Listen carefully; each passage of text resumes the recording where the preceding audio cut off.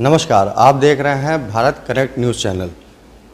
आज हमारे साथ भारतीय जनता पार्टी अल्पसंख्यक मोर्चे से प्रदेश उपाध्यक्ष श्री सलीम अहमद जी साथ हैं। हम उनसे बात करेंगे कि आगामी चुनाव में किस तरह की रणनीति पार्टी ने अपनाई है जिससे भारतीय जनता पार्टी को कानपुर महानगर और प्रदेश में भारी बहुमत से जीत मिले। सर, सबसे पहले तो बहुत बहुत बधाई आपको दीपावली की।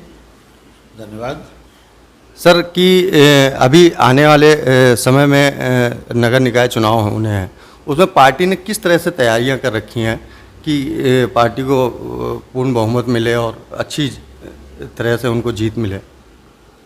हम लोग की जो तैयारी चल रही, हर बूथ पे, हर वार्ड पे हम लोग रोज़ मीटिंग कर रहे हैं। कल मेरे यहाँ भी यहाँ पे मीटिंग थी और आने वाला जो हमारा निकाय चुनाव है उसमें हम लोग की कोशिश ये है कि अब की 100 में से 100 जीतने की प्लानिंग चल रही है, क्योंकि जो मुस्लिम क्षेत्र थे वहाँ हम थोड़ा कमज़ोर होते थे, लेकिन अब की हम लोग की पूरी कोशिश है जो मुस्लिम क्षेत्र में है वो सीटें भी हम जीत के बीजेपी की गोद में डालेंगे।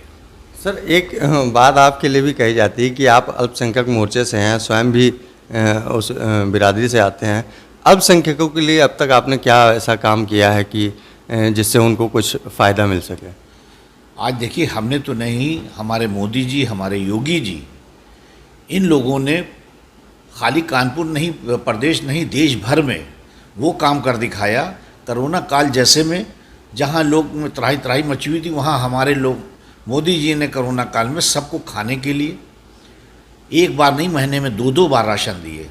दूसरी चीज़, मुस्लिम समाज की अगर आप बात करते हैं तो मुस्लिम समाज आज ये समझ लीजिए कि बड़ी तादाद में मुस्लिम समाज को जो किसी सरकारों ने मकान नहीं दिए रहने के लिए, मोदी जी ने मकान दिए, उनको राशन दिया। आज सबसे अच्छी चीज़ है कि अगर 60 साल कांग्रेस ने सरकार चलाई है, उत्तर प्रदेश में समाजवादी की भी सरकार रही है, ये दोनों पार्टियों ने, बीएसपी ने, इन सब पार्टियों ने मिल के हज़ारों दंगे दिए हैं मुसलमानों को। जहाँ मुसलमान मजबूत होता था, दंगे करा के ये वहाँ कमज़ोर कर देते थे। लेकिन बीजेपी की सरकार, हमारे मोदी जी और योगी जी की सरकार में आप 7 साल में ये साबित नहीं कर सकते कि एक जगह भी दंगा हुआ हो। और यही वजह है कि इस सरकार में सबसे ज़्यादा अगर खुश है तो मुसलमान खुश है। वो इसलिए खुश है कि मुसलमान रोज़ का कमाने खाने वाला है। आज बीजेपी सरकार में आज दंगे फसाद नहीं हो रहे हैं, प्यार मोहब्बत बढ़ा है, मुसलमानों को सम्मान मिल रहा है। इसलिए बीजेपी में मुसलमान अब बड़ी तादाद में जुड़ के आने वाले कल में, अभी आप देखिएगा आपकी लोकसभा में बड़ी तादाद में मुसलमान बीजेपी को वोट करने जा रहा है। कैसरगंज लोकसभा सीट से आपके ब्रजभूषण शरण सिंह आपकी पार्टी से सांसद हैं। अभी उन्होंने आरोप लगाया कि जिला प्रशासन बाढ़ पीड़ितों के लिए कुछ ऐसा इंतजाम नहीं कर रहा है, प्रशासन नेताओं की बातें नहीं सुन रहा है। तो क्या इसमें कुछ सच्चाई है? ऐसी कोई सच्चाई नहीं। देखिए, अधिकारी भी सब सुन रहे हैं, सब काम कर रहे हैं और योगी जी खुद देख रहे हैं। अभी हम आपको बता दें, जहाँ जहाँ बाढ़ आई हुई है, अभी हमारे मंत्री हैं दानिश आज़ाद जी, हमारे योगी जी ने, मुख्यमंत्री जी ने उनको भी भेजा, सबको लगा रखा है। नहीं, उन्होंने एक शब्द ये भी बोला था कि कहलवाओ नहीं कि क्या हो रहा है। जनता भी जान रही है, हम भी जान रहे हैं, प्रशासन भी जान रहा है कि प्रशासन क्या कर रहा है और नेताओं की बात कहाँ तक, किस हद तक सुनी जा रही है।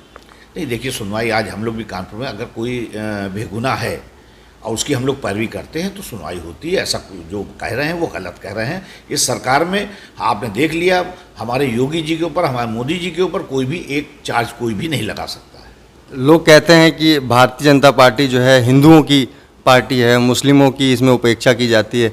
क्या इसमें कुछ सच्चाई है? बिल्कुल गलत। ये अपोजिशन की चाल है। ये कांग्रेस समाजवादी मुसलमानों को बरगलाते हैं कि सब बीजेपी। आज ये बताइए कि मुसलमान जो कहता है कि मैंने 800 साल राज किया, हम देश में राजा होते थे, महाराजा होते थे, नवाब होते थे। अरे मेरे, हम मुसलमान भाइयों से पूछना चाहते हैं कि आप, हम लोगों ने 8 साल राज किया, 800 साल राज किया। तो आज हमारी जो स्थिति है, कांग्रेस की सरकार ने जांच कराई 2002-2007 में, सच्चर कमेटी की रिपोर्ट है, रंगनाथ की रिपोर्ट है, जिसमें दिखाया गया कि 80% मुसलमान ऐसा है जो एक टाइम खाता है, एक टाइम दूसरे टाइम उसको सोचना पड़ता है। तो किसने पहुँचाया? तब तो बीजेपी की सरकार नहीं थी, ये पहुंचाने वाली कांग्रेस पार्टी है।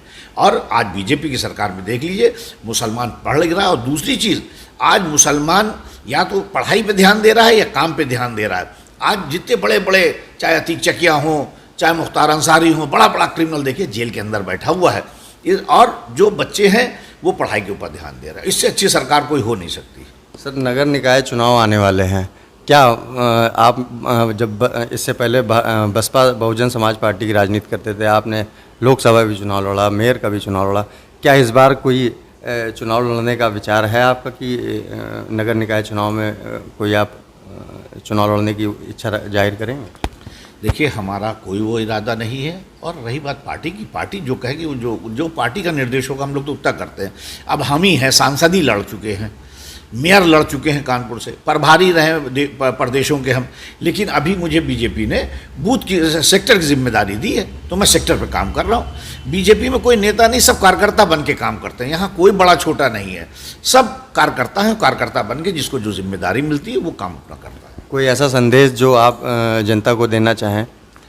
मैं बताना चाहता हूँ कि मुसलमानों से खासकर कहना चाहता हूँ कि बीजेपी एक ऐसी पार्टी है जहाँ मुसलमानों को, देखिए अभी हमारे मोदी जी ने भी यही कहा कि मैं मुसलमानों के हाथ में, एक हाथ में कुरान, दूसरे हाथ में लैपटॉप देखना चाहता हूँ। और मुसलमान पढ़ लिख के दीनी के साथ साथ दुनियावी तालीम भी हासिल करके और सब समाज में आके काम करे। हमारा मकसद भी, मोदी जी का मकसद सिर्फ इतना है कि राष्ट्रभक्त मुसलमान बन के हिंदुस्तान में काम करें। तो ये थे सलीम अहमद जी, जिन्होंने बताया कि भारतीय जनता पार्टी एक ऐसी पार्टी है जिन्होंने मुस्लिमों के लिए बेहतर काम किया है और वो एक हाथ में कुरान, दूसरे हाथ में लैपटॉप देखना चाहती है। मोदी जी की भी यही नीति है कि मुसलमानों को आगे बढ़ाया जाए और लगातार मुसलमान आगे बढ़े। इससे पहले की पार्टियों ने सिर्फ और सिर्फ धर्म की राजनीति की है, आगे इस तरीके की राजनीति ना हो, इसलिए मोदी जी लगातार मुस्लिमों को आगे बढ़ा रहे हैं। आप देखते रहें लगातार भारत कनेक्ट। धन्यवाद।